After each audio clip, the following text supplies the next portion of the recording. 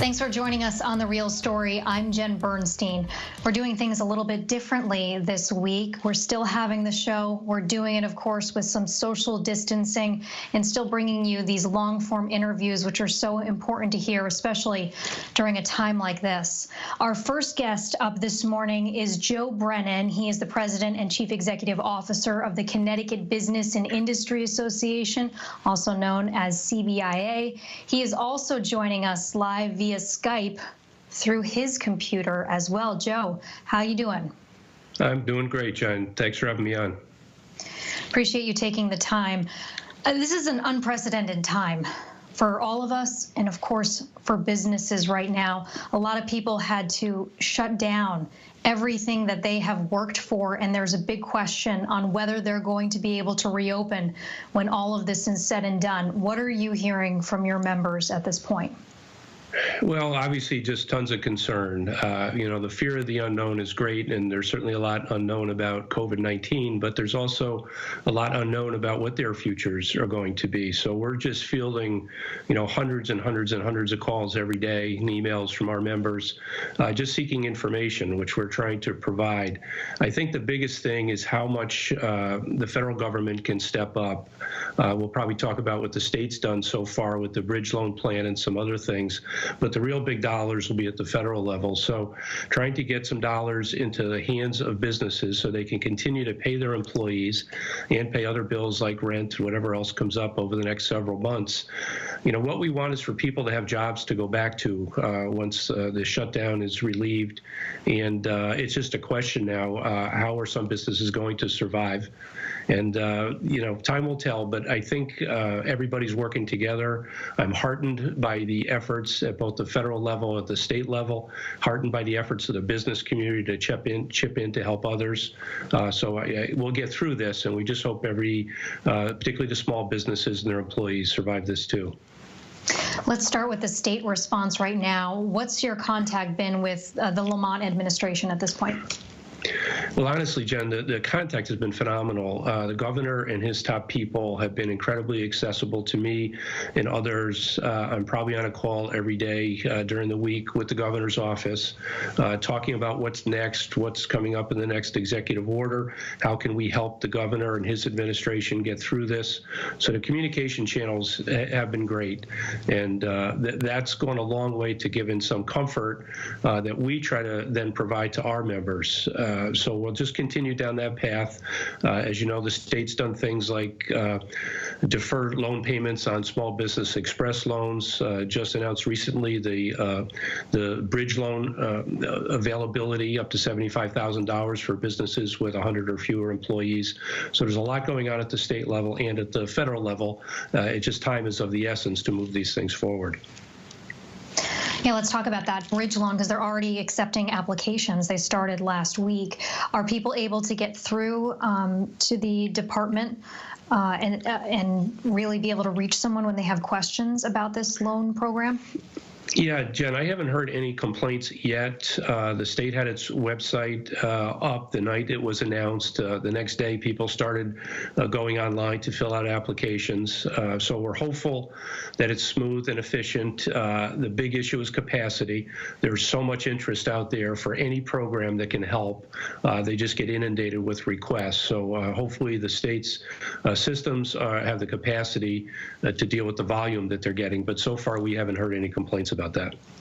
So with the Connecticut Bridge loan, companies get a loan. It's no interest, as I understand it. Obviously, it's a loan, so you have to pay it back. But is there any time frame of once businesses apply when they get a cash infusion? I don't know specifically. I know because we're a relatively smaller state, I think we can move things fairly expeditiously. I know David Lehman at the Department of Economic and Community Development is very well aware of the need to move this forward, get cash into the hands of businesses as quickly as possible. As you pointed out, it's zero interest, which is great. Companies will have 18 months to repay. So the thinking is by then the business will be back and thriving, hopefully, so they'll be able to do it. But it's more over the short term to help with your rent payments, other tax payments you might have that haven't been deferred, and then keeping your employees paid. I'm getting a lot of calls from our members saying, my business is down 30, 40, 50%. I can't keep everybody on. Should we do furloughs? Should we put them on unemployment so they can get checks? What can we do? As you know, a business can't operate without employees. So our members are very concerned about keeping their employees as whole as possible so they're available to come back into the workforce when business ramps back up. Yeah, I know there were some questions this past week, especially for businesses like restaurants that had closed down the week before. Some of those restaurants, and I'm sure other businesses, ended up, laying their employees off so that their employees could then collect unemployment. And the issue with the Connecticut Bridge loan is that it's based on the number of employees that you retain. So I know we've had businesses write in and ask, should they rehire their staff so they can qualify for the bridge loan? Are you hearing questions along those lines? Yeah, there's always uncertainty, and people have to remember we're doing this on the fly. This is nothing we prepared for. This is no bills that were passed last session that are just coming online now. This is happening in real time. So there's going to be changes, I'm sure, some tweaks to the system as we go forward. I don't want to necessarily sit here tonight, this morning, and give advice to people without knowing their specific situations. But the department and David Lehman have been very, very flexible in trying to do their best to help out the companies and help out the employees. So I'm sure as we go through the next few weeks and months, we'll be able to work things out so these companies will be able to keep their employees whole as much as possible. I know that there was some talk on whether the governor might suspend the sales tax because that would give businesses cash that they've already collected, cash flow immediately. And I did talk with the governor this past week, and he said that he was not going to be doing that at this point. Is that something that members of your organization are pushing for? There are some, certainly those that have been collecting sales tax and maybe are now shut down completely, particularly thinking of restaurants, bars, some of the other facilities that have been shut down. They have been collecting sales tax. They then remit those dollars to the state of Connecticut. And I know there's been some discussion about deferring that remittance so those companies will have some working capital going forward. I saw your interview with the governor, Jen, and he did mention that that hadn't come up yet. It's one of those things that as we're talking to his office, there's a whole list of things that we're looking at as possible recovery items that we can put into a package. So there will be further discussions on there. I don't know what the likelihood will be. They've been great about deferring corporate tax payments, deferring pass-through entity tax payments, those paid by smaller companies, and hopefully we can address something around the sales and use tax also. Yeah, and just last week he also announced the 10-cent plastic bag fee. He was lifting that at this point. So that was another change that, you continue to see him kind of rolling this out as it goes. The federal stimulus bill, I know that Senator Murphy as well as Senator Blumenthal were back in Connecticut talking about that with the governor last week. And I know you and I were talking about this before. The big issue with that is how long it could take to get cash into the pockets of Americans and businesses. Senator Blumenthal saying that it would be within 3 weeks. That time frame to now, is that, how are businesses coping with that? I know the state obviously has a few programs, but is the state being aggressive enough to be able to fill that time frame? Yeah, that's the big question, because the really huge dollars are at the federal level.